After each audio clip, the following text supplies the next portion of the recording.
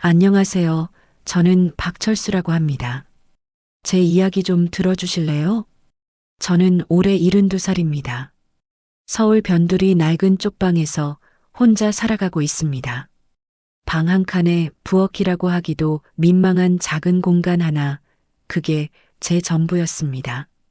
매일 아침이면 근처 공사판에 나가 막노동으로 하루 벌어 하루 먹고 살았고, 저녁이면 이 좁은 방으로 돌아와 혼자 소주 한 잔 걸치며 하루를 마무리했습니다. 사람들은 저를 보고 말합니다. 나이도 많은데 왜 자식도 없이 이렇게 혼자 사느냐고요. 저도 처음엔 가족이 있었습니다.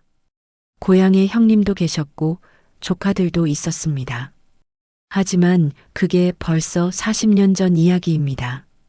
40년이라는 세월이 흐르는 동안 저는 단 한 번도 고향 땅을 밟지 못했습니다. 어느 봄날 오후였습니다. 공사판에서 일을 마치고 슈퍼마켓 앞을 지나가는데 누군가 제 이름을 불렀습니다. 아니, 철수 아니가? 박철수 맞제? 돌아보니 낯익은 얼굴이었습니다.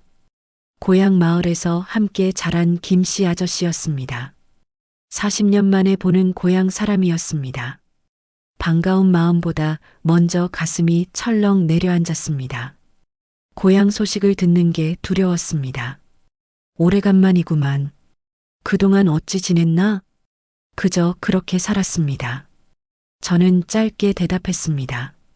더 이상 말을 잇고 싶지 않았습니다. 하지만 김씨 아저씨는 제 어깨를 붙잡으며 말을 이었습니다. 철수야, 큰형님 소식 들었나? 형님이라는 단어에 제 심장이 쿵 소리를 내며 뛰었습니다. 무슨 소식이요? 형님이 지난주에 돌아가셨어. 장례는 이번 주말까지라고 하더라고. 머리가 하얘졌습니다. 형님이 돌아가셨다는 말이 귀에 들어오는 순간 다리에 힘이 풀렸습니다. 김씨 아저씨가 제 팔을 붙잡지 않았다면 그대로 주저앉았을 겁니다. 자네도 가봐야 하는 거 아닌가? 아무리 사정이 있었다지만 형제 아닌가? 생각해보게. 장례식장은 읍내 종합병원이라네. 김씨 아저씨는 그렇게 말을 남기고 떠났습니다. 저는 그 자리에 한참을 멍하니 서 있었습니다.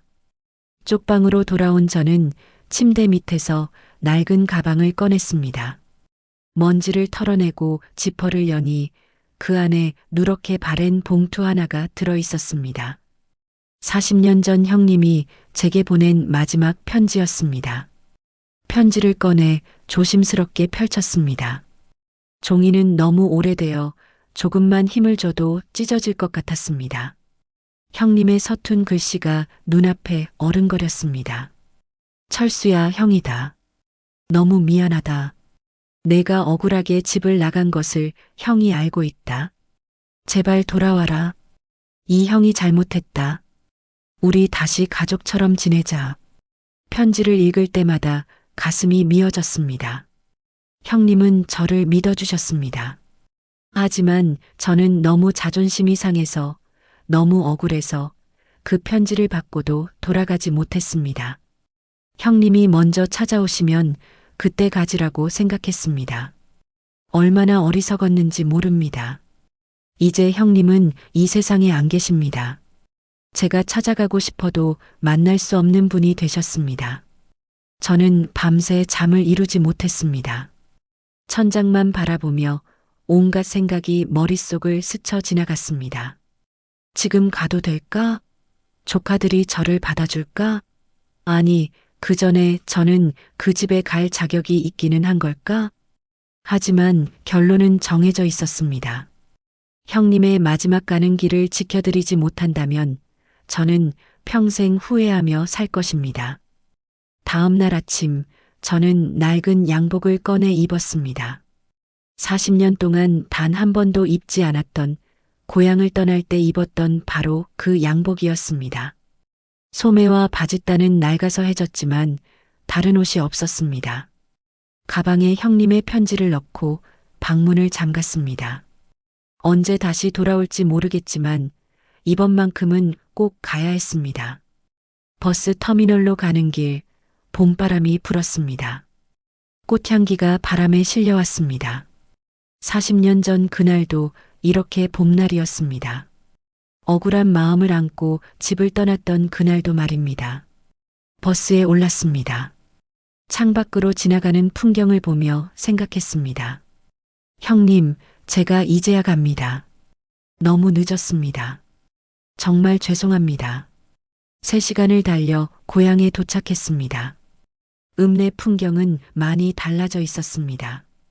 예전엔 없던 큰 건물들이 들어섰고 좁았던 길도 넓어졌습니다. 하지만 어딘가 낯익은 느낌은 여전했습니다. 종합병원 장례식장 입구에 섰습니다. 문 앞에 큰 화환들이 놓여 있었고 고 박철호님 장례식장이라는 현수막이 걸려 있었습니다. 형님의 이름을 보는 순간 눈물이 핑 돌았습니다. 한 발 한 발 무거운 발걸음으로 장례식장 안으로 들어갔습니다. 제 40년 만의 귀향이었습니다. 장례식장 안은 조문객들로 붐볐습니다. 저는 구석에 서서 형님의 영정 사진을 멀리서 바라봤습니다. 사진 속 형님은 예전보다 많이 늙으셨지만 여전히 그 따뜻한 미소를 짓고 계셨습니다. 가슴이 먹먹했습니다. 저기요, 실례지만 고인과 무슨 관계이십니까? 젊은 여자분이 제게 다가와 물었습니다. 상주 가족인 것 같았습니다. 저는 고인의 동생입니다. 제 대답에 그 여자분의 표정이 순간 굳어졌습니다. 아, 작은아버님이시군요. 잠시만 기다려주세요. 그분은 급히 안쪽으로 들어갔습니다. 얼마 지나지 않아 2명의 남자가 나왔습니다. 한 분은 50대 초반쯤 되어 보였고 다른 한 분은 40대 중반쯤 되어 보였습니다. 제 조카들이었습니다. 큰 조카 준호와 둘째 조카 민수였습니다. 40년 전 준호는 10살, 민수는 5살이었습니다. 이제 그 아이들이 중년이 되어 제 앞에 서 있었습니다. 작은아버지, 큰 조카 준호가 떨리는 목소리로 말했습니다. 그의 얼굴은 하얗게 질려 있었고 눈빛은 당혹스러움으로 가득했습니다. 그래, 나다. 준호야, 민수야. 오래간만이구나. 두 조카는 아무 말도 하지 않았습니다. 특히 둘째 조카 민수는 제게서 눈길을 거두지 않은 채 날카로운 시선으로 저를 쳐다봤습니다. 40년 만에 나타나시네요. 민수가 차갑게 말했습니다. 형님 부고를 듣고 마지막 가는 길은 지켜드려야 할 것 같아서 40년 동안 소식 한 번 없으셨잖아요. 그동안 우리 아버지가 얼마나 찾으셨는데 이제 와서 나타나신 이유가 뭡니까? 민수의 말투에는 분명한 적대감이 담겨 있었습니다. 민수야, 작은아버지가 이렇게 오셨는데. 큰 조카 준호가 민수를 말렸지만 민수는 듣지 않았습니다. 형님, 혹시 유산 때문에 오신 건 아니겠죠? 뭐라고? 그 말에 제 가슴이 철렁 내려앉았습니다. 유산이라니요. 저는 그런 것 때문에 온 게 아니었습니다. 나는 그저 형님을. 됐습니다. 일단 절이나 하고 가시죠. 민수는 제 말을 끊고 돌아섰습니다. 준호는 미안한 듯 제게 고개를 숙이고는 영정 쪽을 가리켰습니다. 저는 형님의 영정 앞으로 다가갔습니다. 무릎을 꿇고 절을 올렸습니다. 이마가 바닥에 닿는 순간 참았던 눈물이 터져 나왔습니다. 형님, 제가 왔습니다. 너무 늦게 와서 죄송합니다. 형님이 살아계실 때 왔어야 했는데 정말 죄송합니다. 눈물이 멈추지 않았습니다. 형님 사진을 보며 한참을 울었습니다.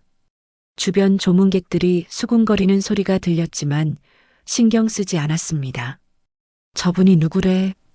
고인 동생이래. 40년 만에 나타났다던데. 아이고, 그동안 어디 있다가 이제 오는 거야. 사람들의 속삭임이 귀에 들렸지만 저는 그저 형님께 절을 올릴 뿐이었습니다. 절을 마치고 일어섰을 때 큰조카 준호가 제 팔을 붙잡았습니다. 작은아버지, 잠깐 밖에서 이야기 좀 할 수 있을까요? 저는 준호를 따라 장례식장 밖으로 나갔습니다. 민수도 함께 나왔습니다. 작은아버지, 오신 건 감사합니다. 하지만 준호가 말을 잇지 못하고 머뭇거렸습니다. 대신 민수가 냉정하게 말했습니다. 장례 끝났으니 이제 돌아가시죠. 더 이상 우리 가족한테 얼굴 비추지 마세요. 민수야, 그런 말을. 준호가 말렸지만 민수는 단호했습니다. 형님도 그렇게 생각하시잖아요. 40년 동안 연락 한 번 없던 분이 갑자기 나타나면 우리가 어떻게 생각하겠어요? 저는 할 말을 잃었습니다.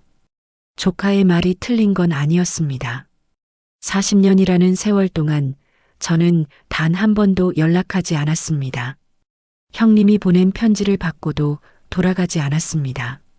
제가 잘못한 게 맞습니다. 알았다. 형님, 마지막 가는 길만 지켜보고 갈게. 그것도 안 됩니다. 장례는 가족만 치를 겁니다. 작은아버지는 이제 우리 가족이 아니에요. 민수의 말이 비수처럼 가슴에 꽂혔습니다. 가족이 아니라니요. 40년 만에 돌아온 저를 기다리고 있던 건 따뜻한 포옹이 아니라 차가운 거절이었습니다. 민수야, 너무 심한 거 아니냐? 준호가 동생을 나무랐지만 민수는 고개를 저었습니다. 형님, 우리 어머니 생각해 보세요. 어머니가 돌아가시기 전까지 작은아버지 얘기만 나오면 얼마나 화를 내셨는데요. 어머니 유언도 있잖아요. 형수님 유언이라는 말에 저는 고개를 들었습니다. 형수님이 뭐라고 하셨는데? 작은아버지를 절대 용서하지 말라고 하셨어요. 아버지 돈을 훔쳐간 도둑놈이니까요. 도둑놈이라는 단어에 제 온몸이 얼어붙었습니다. 40년이 지났지만 여전히 저는 도둑 취급을 받고 있었습니다. 아무것도 변하지 않았습니다. 나는 그 돈을 훔치지 않았다. 그걸 누가 믿겠어요? 어머니가 잃어버린 돈이 사라진 그날, 작은아버지도 함께 사라졌잖아요. 그게 우연이라고 생각하세요? 우연이 아니라 사실이다. 나는 억울해서 집을 나간 거야. 그만하세요. 이제 와서 변명해봤자 소용없어요. 민수는 그렇게 말하고 장례식장 안으로 들어가 버렸습니다. 저는 그 자리에 멍하니 서 있었습니다. 준호가 제 어깨에 손을 올렸습니다. 작은아버지, 죄송합니다. 민수가 너무했습니다. 아니다. 내 동생 말이 틀린 건 아니니까. 그래도 괜찮다. 나는 이제 갈게. 정말 가시는 겁니까? 그래야 할 것 같구나. 형님, 편히 가세요. 저는 고개를 숙여 인사하고 돌아섰습니다. 뒤돌아보니 준호가 여전히 그 자리에 서서 저를 바라보고 있었습니다. 그의 얼굴에는 복잡한 감정이 어려 있었습니다. 미안함? 아니면 다른 무언가? 장례식장을 나와 버스 터미널로 향했습니다. 하지만 발걸음이 떨어지지 않았습니다. 40년 만에 고향에 왔는데 형님 얼굴 한번 제대로 보지 못하고 돌아가야 한다는 사실이 너무나 슬펐습니다. 터미널 대합실 의자에 앉아 멍하니 창밖을 바라봤습니다. 역시 돌아오지 말았어야 했나? 형님, 제가 너무 욕심을 부렸나 봅니다. 가슴속에서 뭔가 무너져 내리는 것 같았습니다. 40년 만의 귀향은 이렇게 차갑게 끝나는 걸까요? 그때였습니다. 누군가 제 앞에 섰습니다. 고개를 들어보니 아까 장례식장에서 봤던 젊은 여자분이었습니다. 작은아버님, 저 좀 따라오시겠어요? 그분은 조용히 말했습니다. 눈빛에는 따뜻함이 담겨 있었습니다. 작은아버님, 저 좀 따라오시겠어요? 그 여자분은 준호의 아내, 제 큰조카 며느리 이영숙 씨였습니다. 처음 장례식장에서 저를 맞이했던 그분이었습니다. 아니, 괜찮습니다. 나는 이제 서울로 돌아가야 해서. 작은아버님, 제 이야기 좀 들어주세요. 부탁드립니다. 영숙 씨의 눈빛에는 간절함이 담겨 있었습니다. 저는 고개를 끄덕일 수밖에 없었습니다. 영숙 씨는 저를 버스 터미널 근처 조그만 찻집으로 데려갔습니다. 따뜻한 차 한 잔을 제 앞에 놓으며 그녀가 입을 열었습니다. 작은아버님, 제가 남편한테 들은 이야기가 있어요. 시아버님께서 돌아가시기 전에 계속 작은아버님 이야기를 하셨대요. 찾아야 한다고, 꼭 만나야 한다고 하셨다고요. 형님이? 네. 마지막까지도 작은아버님 생각을 하셨대요. 가슴이 뜨거워졌습니다. 형님은 저를 기억하고 계셨던 겁니다. 40년이 지나도록 저를 잊지 않으셨던 겁니다. 하지만 시동생분은 작은아버님을 오해하고 계세요. 저는 작은아버님 이야기를 직접 듣고 싶어요. 40년 전에 무슨 일이 있었는지 말이에요. 영숙 씨는 진심 어린 눈빛으로 저를 바라봤습니다. 저는 잠시 망설였습니다. 40년 동안 아무에게도 하지 않았던 이야기를 이제 와서 해야 할까요? 하지만 영숙 씨의 따뜻한 눈빛을 보니 이야기하고 싶었습니다. 누군가에게 제 억울함을 털어놓고 싶었습니다. 좋습니다. 말씀드리겠습니다. 저는 천천히 입을 열었습니다. 40년 전 그날의 이야기를요. 당시 저는 32살이었습니다. 형님 댁에서 함께 살고 있었고 농사일을 도우며 지냈습니다. 결혼도 하지 못한 채 형님 가족과 함께 사는 것이 조금 미안하기도 했지만 형님은 늘 우리가 가족 아니냐며 저를 따뜻하게 대해주셨습니다. 그런데 어느 날이었습니다. 형수님이 집안에 보관해 두었던 돈이 없어진 겁니다. 당시 100만 원이었는데 그 돈은 가을 추수 후 받은 곡식판 돈으로 아주 소중한 돈이었습니다. 도대체 누가 가져간 거야? 이 집에 다른 사람이 들어온 적도 없는데. 형수님은 집안을 뒤지며 소리를 질렀습니다. 저도 형님도 어린 조카들도 모두 놀라서 돈을 찾았습니다. 하지만 어디에도 없었습니다. 철수 씨, 혹시 당신 본 거 없어요? 형수님이 저를 의심하는 듯한 눈빛으로 물었습니다. 저는 모릅니다. 저도 처음 듣는 일입니다. 그럼 도대체 누가 가져간 거예요? 이 집에 우리밖에 없었잖아요. 형수님, 진정하세요. 분명히 어딘가에 있을 겁니다. 형님이 형수님을 진정시키려 했지만 형수님은 계속 저를 의심하는 눈빛으로 바라봤습니다. 그날 밤 형수님과 형님이 방에서 이야기하는 소리가 들렸습니다. 여보, 솔직히 말해봐요. 당신 동생이 가져간 거 아니에요? 무슨 소리야? 철수가 왜 그런 짓을 해? 그럼 누가 가져갔겠어요? 우리 집에 드나든 사람이 철수 씨밖에 없잖아요. 철수는 그런 애가 아니야. 내가 잘 알아. 형님은 끝까지 저를 믿어주셨습니다. 하지만 형수님의 의심은 날이 갈수록 심해졌습니다. 마을 사람들에게도 시동생한테 돈을 빼앗겼다고 말하고 다녔습니다. 저는 너무나 억울했습니다. 가져가지도 않은 돈 때문에 도둑 취급을 받는다는 것이 참을 수 없었습니다. 마을을 걸어 다닐 때마다 사람들의 수군거리는 소리가 들렸습니다. 박철수가 형님 돈을 훔쳤대. 어휴, 형제간에 어떻게 그럴 수가 있어. 저는 견딜 수가 없었습니다.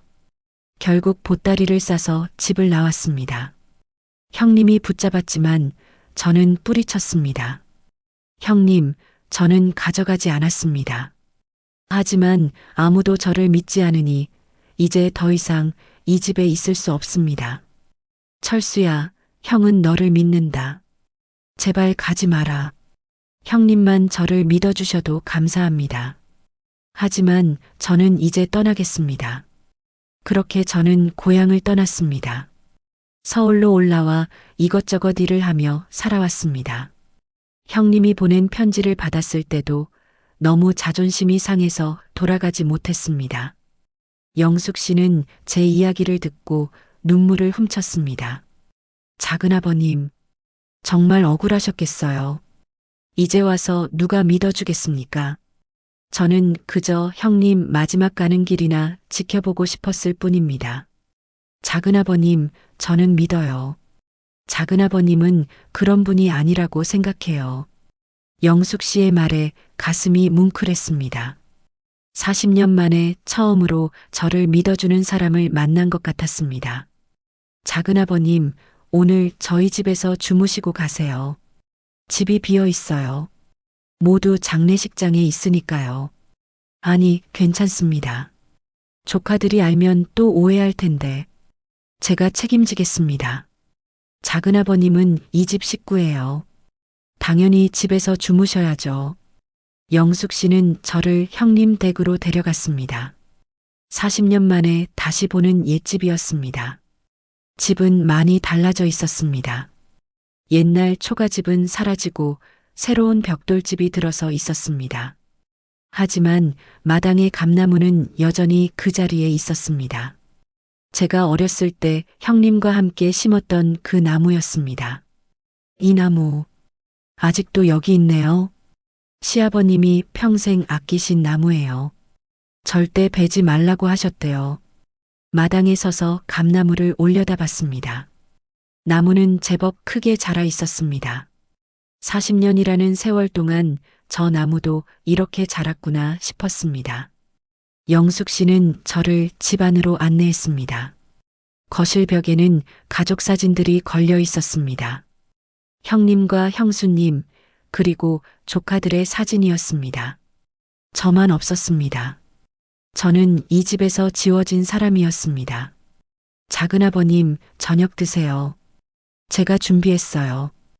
영숙 씨가 차려준 저녁상은 소박했지만 따뜻했습니다. 된장찌개, 김치, 계란말이가 전부였지만 40년 만에 가족이 차려준 밥상이었습니다. 맛있게 드세요. 고맙습니다. 한 숟가락 뜨는데 눈물이 났습니다. 이렇게 따뜻한 밥 한 끼가 이렇게 그리웠나 싶었습니다. 밥을 먹으며 영숙 씨와 이야기를 나눴습니다. 영숙 씨는 따뜻한 사람이었습니다. 제 이야기를 진심으로 들어주고 공감해 주었습니다. 작은아버님, 내일 한 번 더 장례식장에 가보시는 게 어떨까요? 제가 같이 가겠습니다. 아니, 조카들이 싫어할 텐데. 작은아버님도 형제잖아요. 마지막 가는 길은 함께 보내드려야죠. 영숙 씨의 말에 용기가 났습니다. 그래, 한 번 더 가보자. 형님께 제대로 된 작별 인사를 드리고 오자. 그날 밤 저는 형님 댁 작은 방에서 잤습니다. 천장을 보며 생각했습니다. 형님, 제가 돌아왔습니다. 너무 늦었지만 이렇게라도 돌아와서 다행입니다. 다음 날 아침 영숙 씨와 함께 장례식장으로 향했습니다. 가는 길에 영숙 씨가 말했습니다. 작은아버님, 제가 어젯밤에 남편한테 이야기했어요. 시아버님이 남기신 유품 중에 작은아버님께 드릴 게 있을 거라고요. 유품이요? 네. 시아버님 서재에 오래된 상자가 있대요. 그 안에 뭔가 있을 것 같아요. 장례식장에 도착하자 큰 조카 준호가 나와 있었습니다. 저를 보자 그의 얼굴이 굳어졌습니다. 작은아버지, 준호야, 형님께 마지막 인사 좀 드리고 가려고 왔다. 준호는 아무 말도 하지 않았습니다. 그저 고개를 숙인 채 서 있을 뿐이었습니다. 뭔가 말하고 싶은 것 같았지만 입을 열지 못하는 것 같았습니다. 여보, 작은아버님 모시고 잠깐 집에 갔다 오면 안 될까요?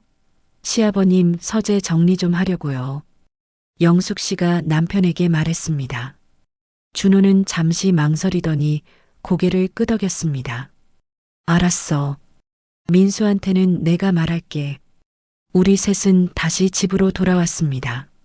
준호는 말없이 형님의 서재 문을 열었습니다. 서재는 책으로 가득했습니다. 형님은 글 읽기를 좋아하셨습니다. 아버지가 이 방을 아주 아끼셨어요. 아무도 함부로 들어오지 못하게 하셨죠. 준호가 말했습니다. 그의 목소리에는 그리움이 담겨 있었습니다. 여보, 저 나무 상자 좀 내려줘요. 영숙 씨가 책장 위쪽을 가리켰습니다.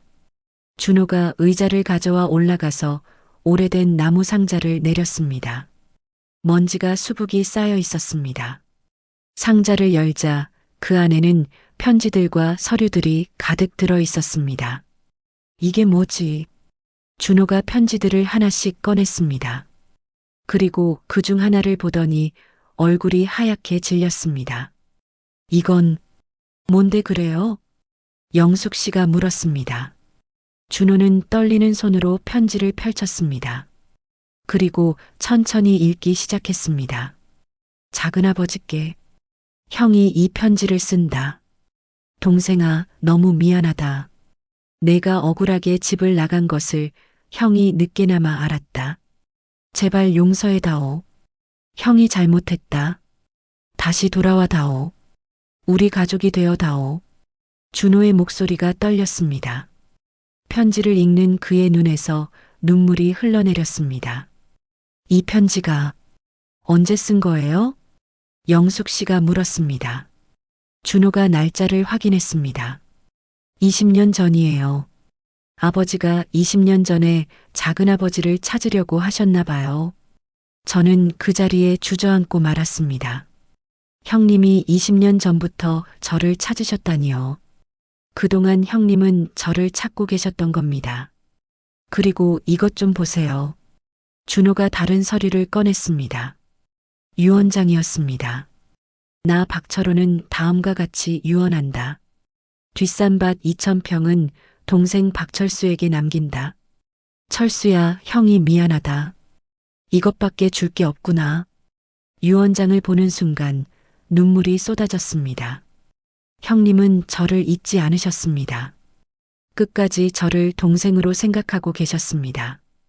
작은아버지, 정말 죄송합니다. 준호가 무릎을 꿇었습니다.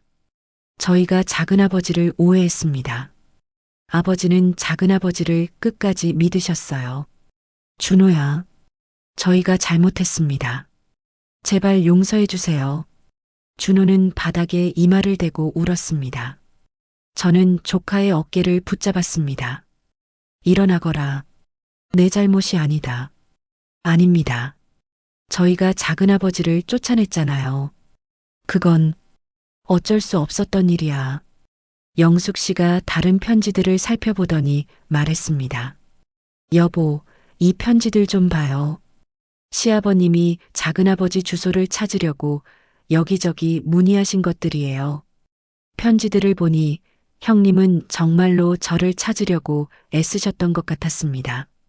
동사무소에도 문의하고 옛날 친구들에게도 물어보셨던 것 같았습니다.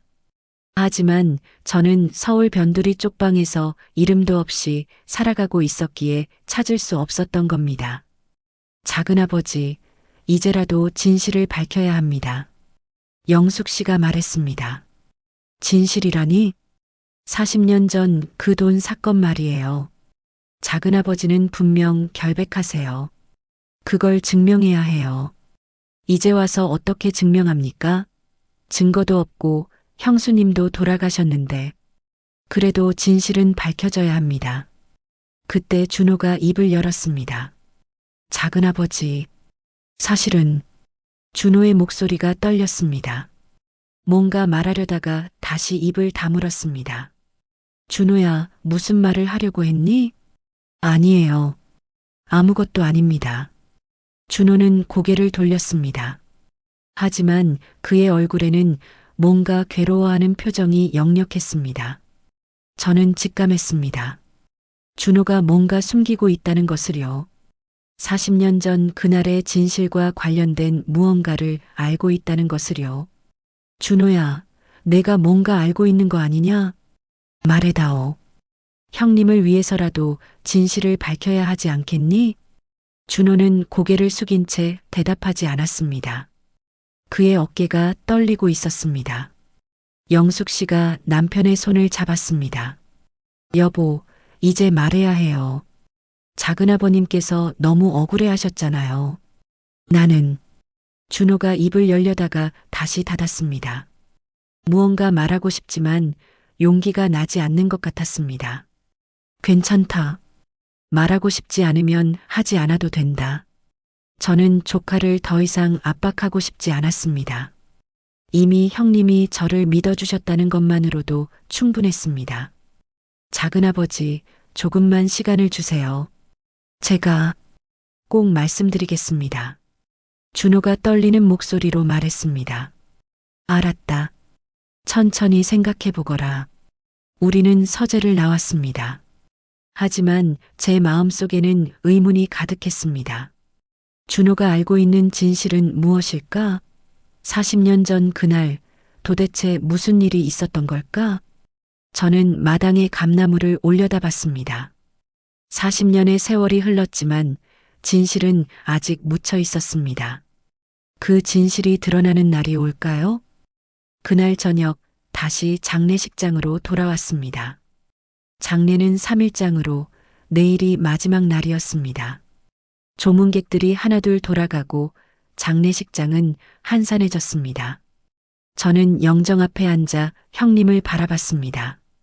사진 속 형님은 여전히 그 따뜻한 미소를 짓고 계셨습니다. 형님, 동생이 왔습니다. 형님이 저를 끝까지 믿어주셨다는 것을 이제야 알았습니다. 정말 감사합니다. 마음속으로 형님께 말씀드렸습니다. 그러자 조금은 마음이 편해지는 것 같았습니다. 작은아버지, 뒤에서 준호가 저를 불렀습니다. 돌아보니 준호와 영숙 씨, 그리고 민수가 서 있었습니다. 작은아버지, 저희가 할 말이 있습니다. 준호의 얼굴은 심각했습니다. 민수는 여전히 불만스러운 표정이었습니다. 무슨 일이니? 밖으로 나가시죠. 조용한 데서 이야기하고 싶습니다. 우리는 장례식장 밖 작은 정원으로 나갔습니다. 봄밤의 공기는 차가웠습니다. 준호는 한참을 말없이 서 있더니 천천히 입을 열었습니다. 작은아버지, 저는 평생 죄를 짓고 살았습니다. 무슨 소리냐? 40년 전 그 돈을 가져간 사람은 저였습니다. 그 말에 저는 귀를 의심했습니다. 준호가 뭐라고 한 걸까요? 뭐라고? 제가 가져갔습니다. 당시 10살이었던 제가 아버지 지갑에서 돈을 꺼냈습니다. 준호의 목소리가 떨렸습니다. 그는 무릎을 꿇고 눈물을 흘리기 시작했습니다. 그때 저는 어렸습니다. 친구가 학교 준비물을 살 돈이 없다고 울었어요. 그래서 제가 돈을 빌려주려고 아버지 지갑에서 몰래 꺼냈습니다. 준호야.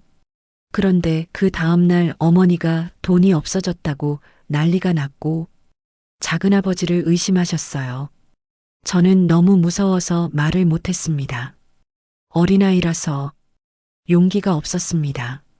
준호는 바닥에 이마를 대고 울었습니다. 그 후로 작은아버지가 집을 나가셨어요.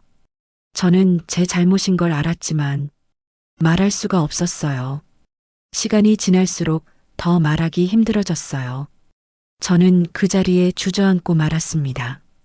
다리에 힘이 풀렸습니다. 40년 동안의 억울함, 고통, 외로움이 한꺼번에 밀려왔습니다.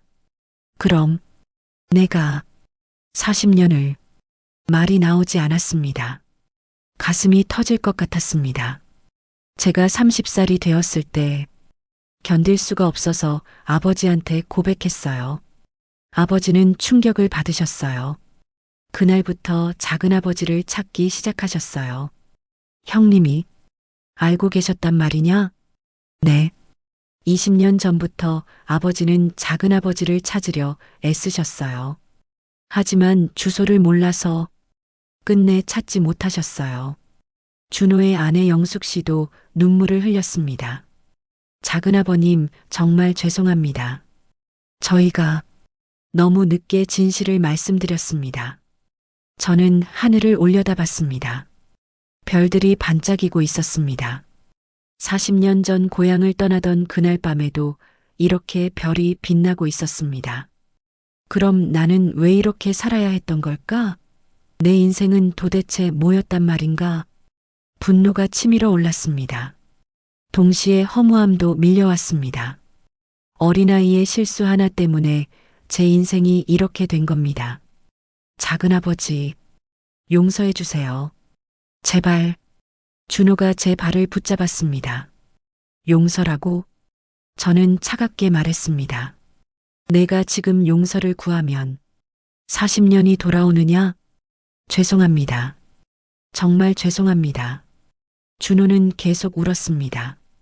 저는 그런 조카를 보며 복잡한 감정에 휩싸였습니다. 화가 났습니다. 너무나 억울했습니다. 하지만 동시에 준호를 원망할 수도 없었습니다. 그는 그때 10살밖에 안 된 어린아이였습니다. 친구를 돕고 싶어서 한 일이었습니다. 준호야. 네, 작은아버지. 일어나거라. 네, 일어나라고 했다. 준호가 고개를 들었습니다. 그의 얼굴은 눈물로 범벅이 되어 있었습니다. 너를 원망할 수는 없구나. 작은아버지, 넌 그때 어린아이였어. 내가 무슨 죄가 있겠니? 저는 준호의 어깨를 붙잡았습니다. 하지만 내 마음이 쉽게 정리되지는 않는다. 시간이 필요하다. 알겠습니다. 평생이 걸리더라도 속죄하겠습니다. 그때 민수가 입을 열었습니다. 형님, 이제 됐잖아요. 작은아버지도 이해하신다잖아요. 뭐가 됐다는 거냐?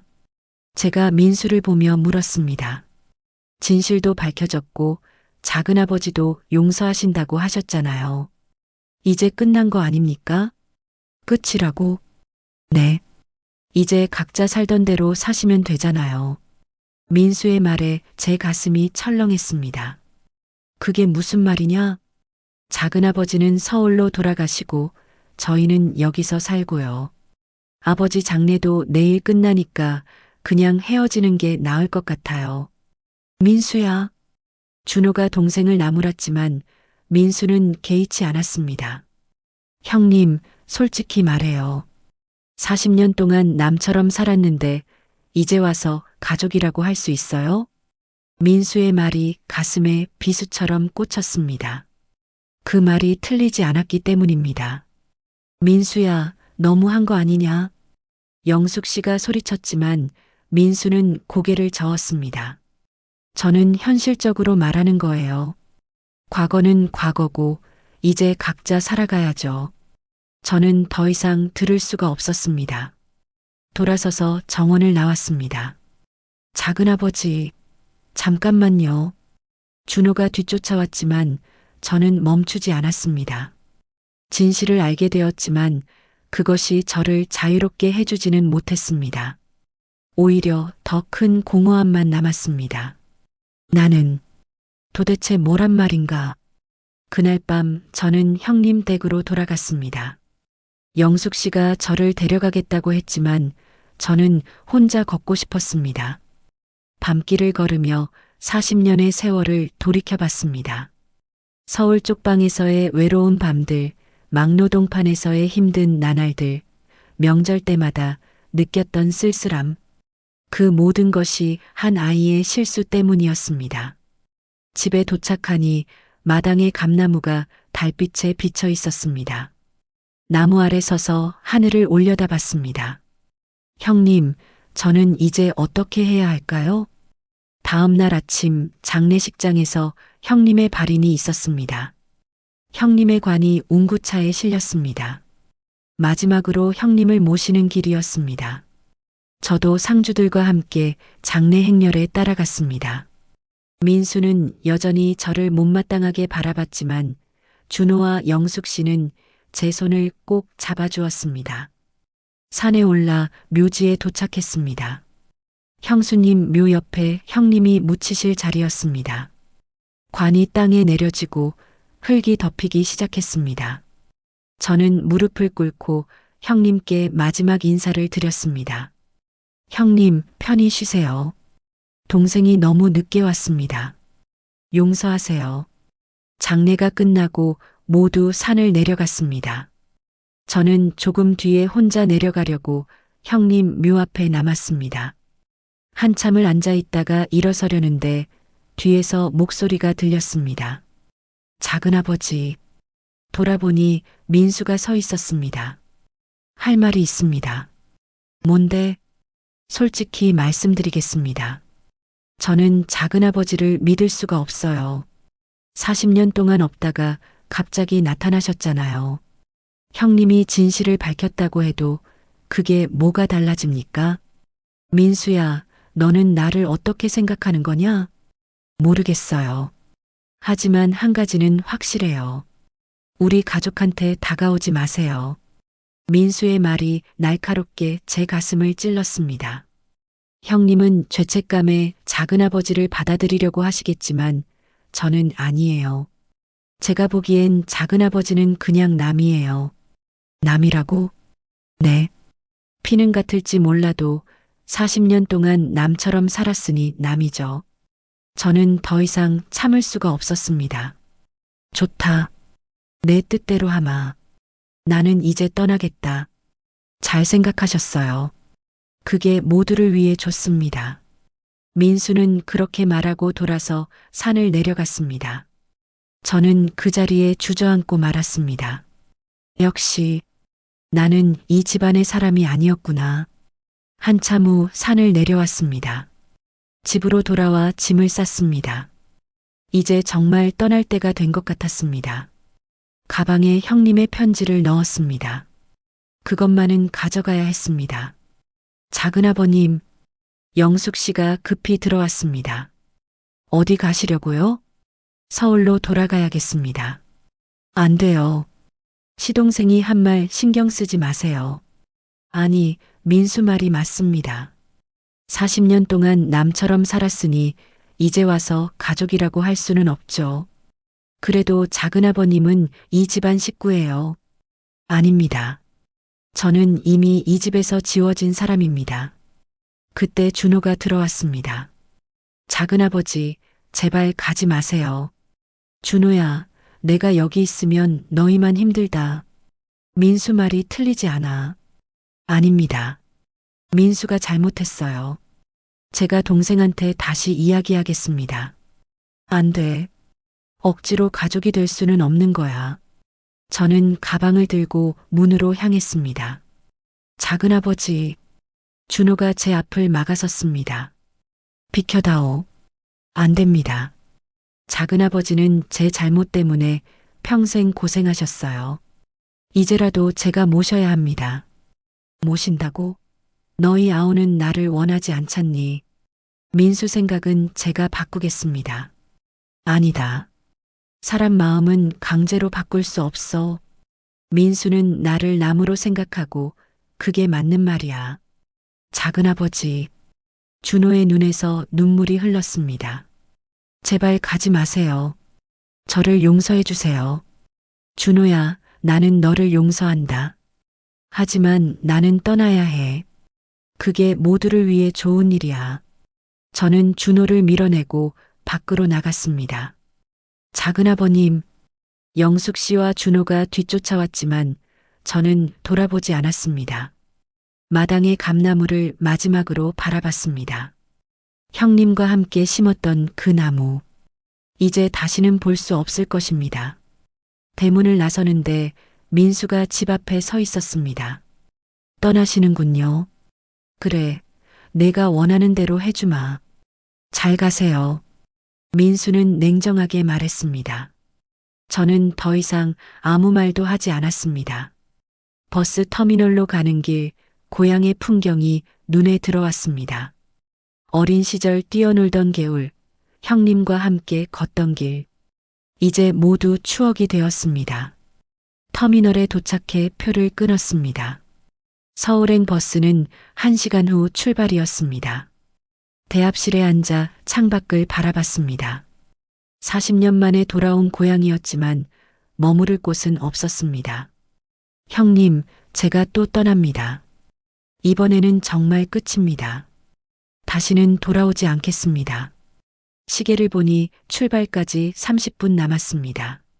조금만 기다리면 이 모든 것이 끝날 것입니다. 하지만 가슴 한쪽이 너무 아팠습니다.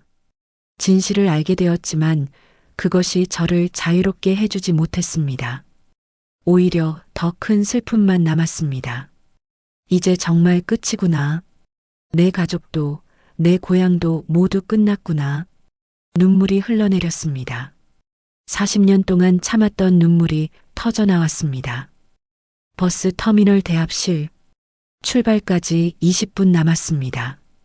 저는 가방을 무릎에 올려놓고 창밖을 바라보고 있었습니다. 40년 전에도 이렇게 버스를 기다렸습니다.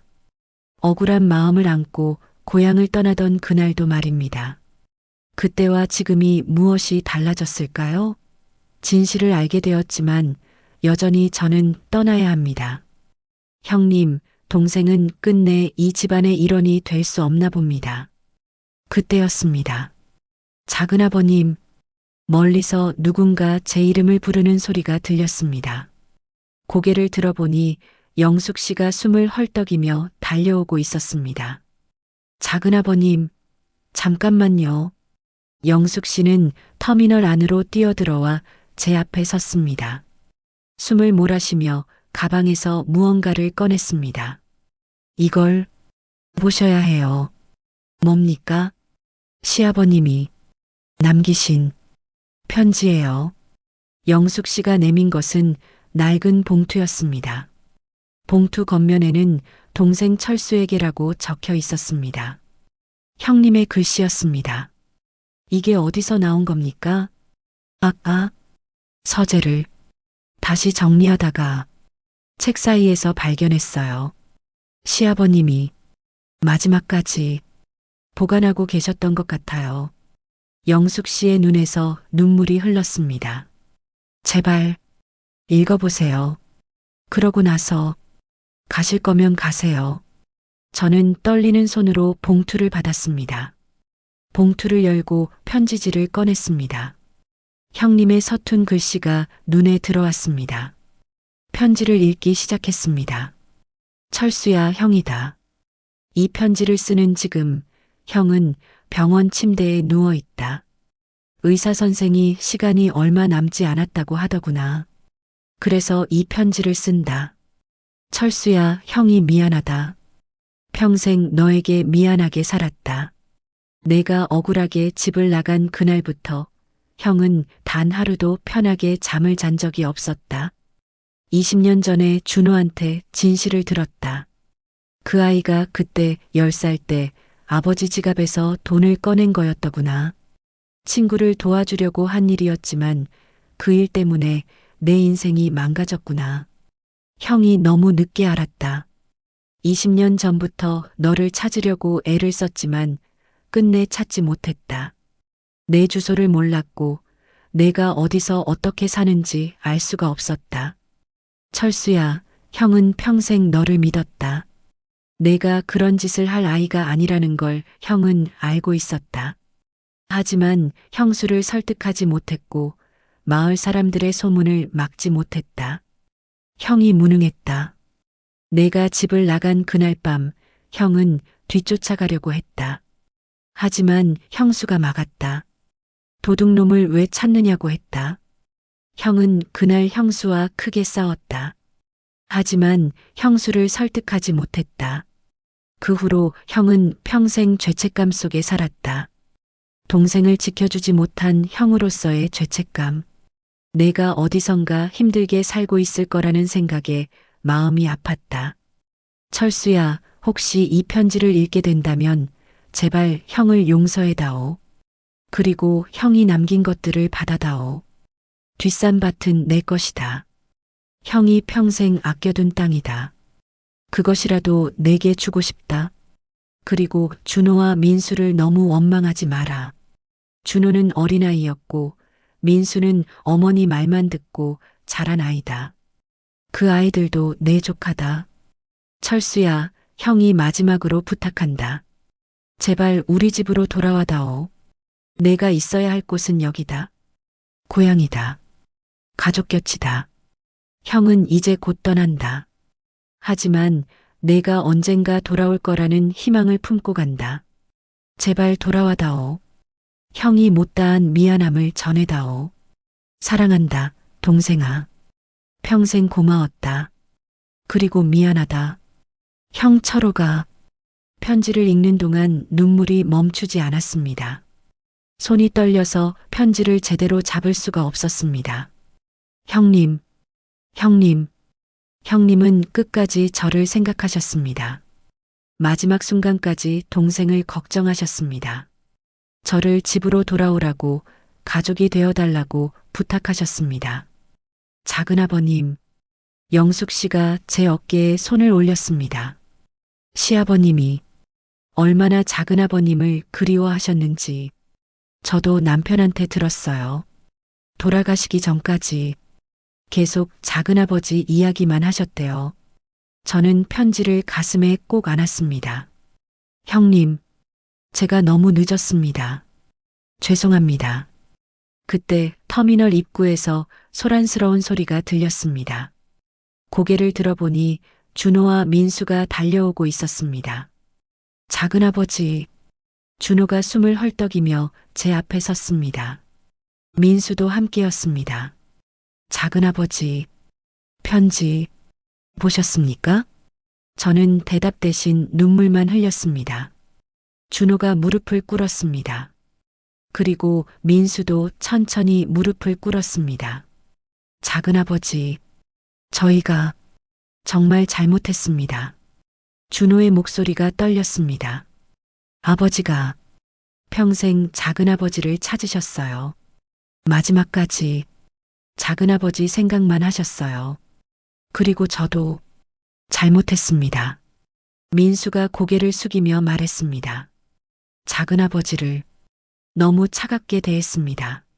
아버지 편지를 읽고 제가 얼마나 잘못했는지 깨달았습니다. 민수야, 작은아버지, 용서해 주세요.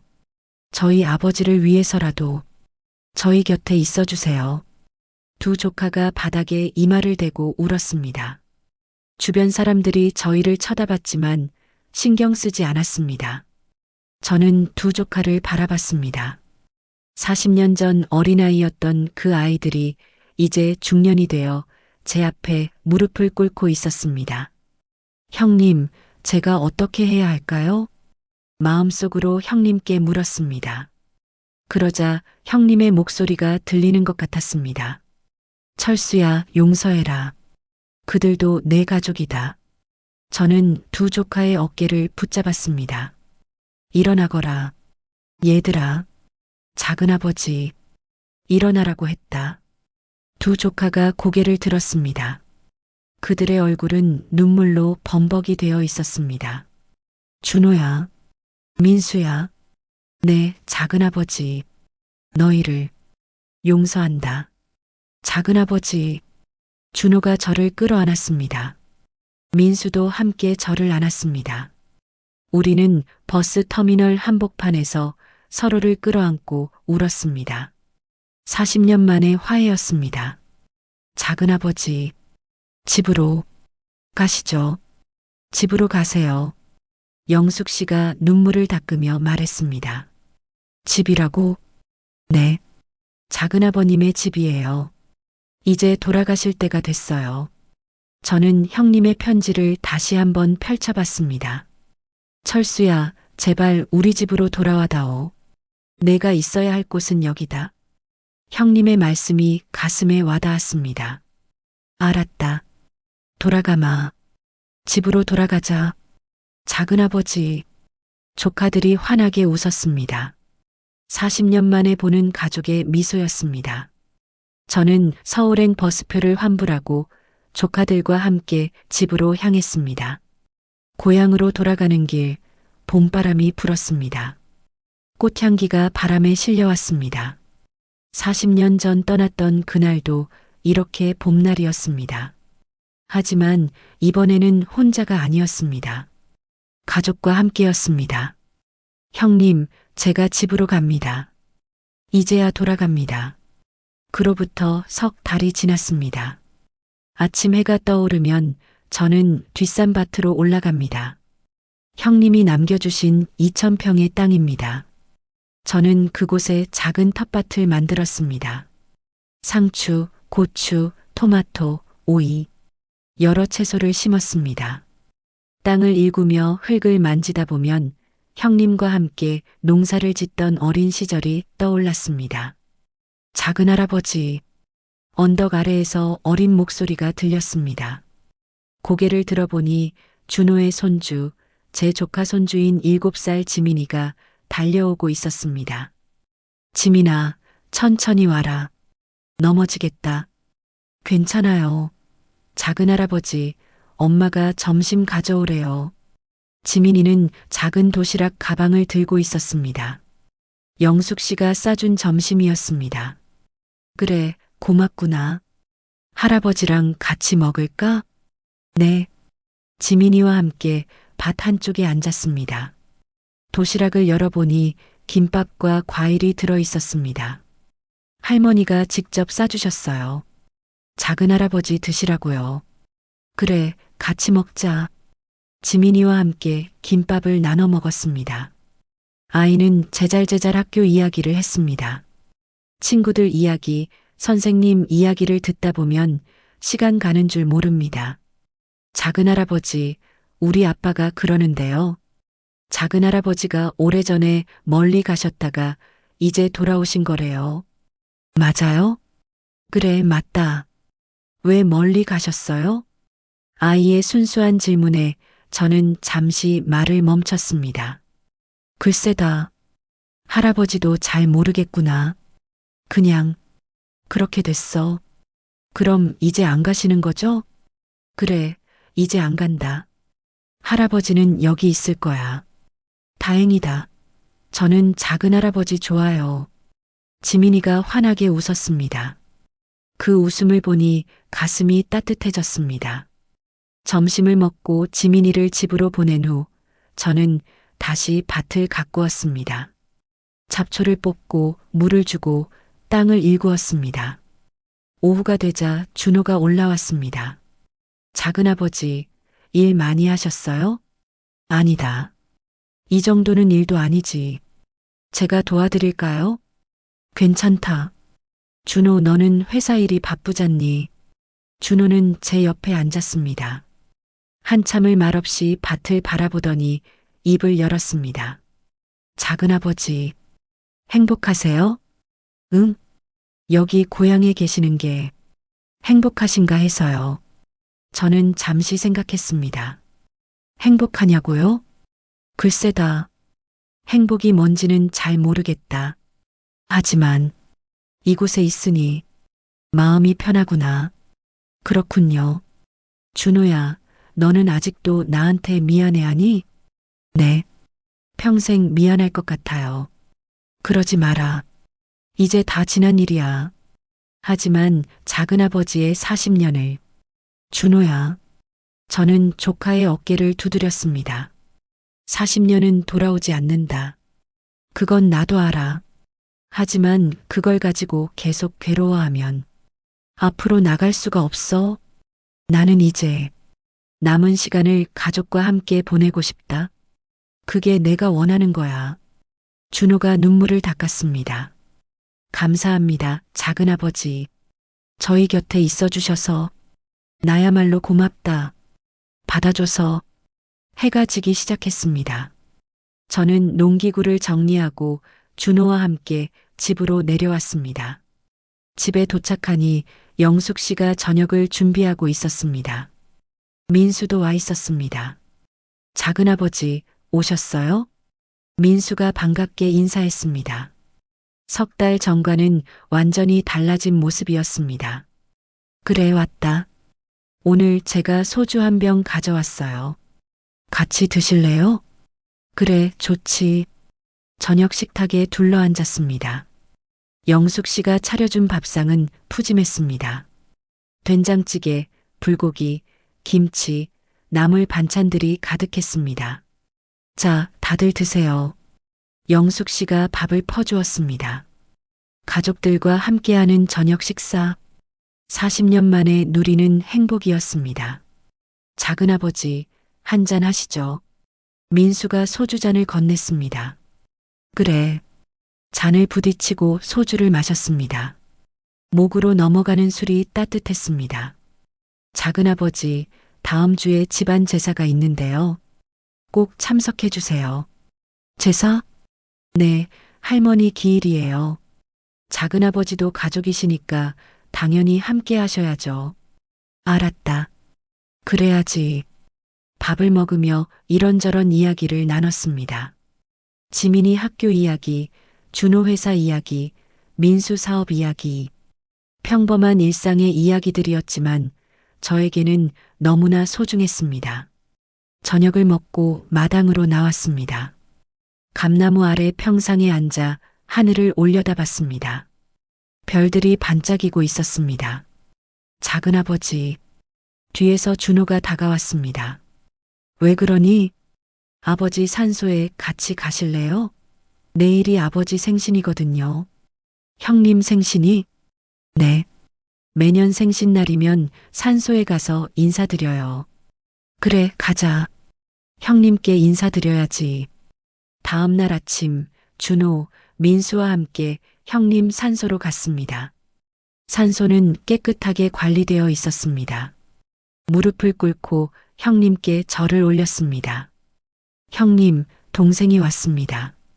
형님 생신을 축하드립니다. 절을 마치고 일어서려는데 눈에 눈물이 고였습니다. 형님, 동생이 이제 고향에 정착했습니다. 형님이 남겨주신 땅에서 농사를 짓고 있어요. 조카들도 저를 잘 챙겨주고 손주들도 잘 따르고 목이 메었습니다. 형님, 너무 늦게 왔죠? 형님이 살아계실 때 왔어야 했는데 정말 죄송합니다. 눈물이 흘러내렸습니다. 하지만 형님, 이제라도 돌아와서 다행입니다. 형님 덕분에 저는 이제 가족이 있습니다. 준호와 민수도 눈물을 흘렸습니다. 아버지, 작은아버지 잘 모시겠습니다. 평생 모시겠습니다. 우리는 형님 산소 앞에서 한참을 있었습니다. 산을 내려오는 길, 봄날의 햇살이 따스했습니다. 산 아래 마을이 보였습니다. 제가 태어나고 자란 곳, 떠났다가 40년 만에 돌아온 곳. 형님, 제가 이제야 집에 왔습니다. 늦었지만 돌아왔습니다. 그날 저녁 저는 혼자 마당의 감나무 아래 앉았습니다. 형님과 함께 심었던 나무, 40년 동안 이 자리를 지켜온 나무, 나무를 올려다보며 생각했습니다. 40년이라는 시간은 돌아오지 않습니다. 그 시간 동안 저는 외로웠고 고통스러웠고 억울했습니다. 형님을 만나지 못한 것, 가족과 함께하지 못한 것, 그 모든 것이 아쉽습니다. 하지만 이제라도 돌아왔습니다. 늦었지만 가족의 품으로 돌아왔습니다. 완벽한 행복은 아닐지도 모릅니다. 잃어버린 시간은 너무나 큽니다. 하지만 지금 이 순간, 이 자리에 있다는 것만으로도 감사합니다. 작은할아버지, 지민이가 집에서 뛰어나왔습니다. 할머니가 간식 드시래요. 그래, 간다. 아이의 손을 잡고 집 안으로 들어갔습니다. 영숙 씨가 준비한 수박이 식탁에 놓여 있었습니다. 작은아버님 드세요. 고맙습니다. 가족들과 함께 수박을 먹으며 웃었습니다. 지민이가 제잘거리고 준호가 회사 이야기를 하고 민수가 농담을 했습니다. 평범한 일상이었습니다. 하지만 저에게는 40년을 기다려온 평범한 일상이었습니다. 그날 밤 잠자리에 들며 마지막으로 형님께 말씀드렸습니다. 형님, 동생은 이제 괜찮습니다. 가족들이 저를 받아주었고 저도 이제 이곳에 뿌리를 내렸습니다. 늦었지만 다행입니다. 형님 고맙습니다. 그리고 편히 쉬세요. 창밖으로 달빛이 들어왔습니다. 감나무 가지가 바람에 흔들렸습니다. 저는 평화롭게 눈을 감았습니다. 40년 만에 맞는 진짜 집에서의 밤이었습니다. 1년 후, 뒷산밭은 풍성한 채소들로 가득했습니다. 작은아버지 박철수는 매일 아침 밭으로 올라가 땅을 가꾸었습니다. 준호와 민수는 작은아버지를 정성껏 모셨습니다. 영숙은 매일 따뜻한 밥상을 차려주었고 손주 지민이는 작은할아버지를 누구보다 따랐습니다. 마을 사람들도 작은아버지의 귀향을 축하했습니다.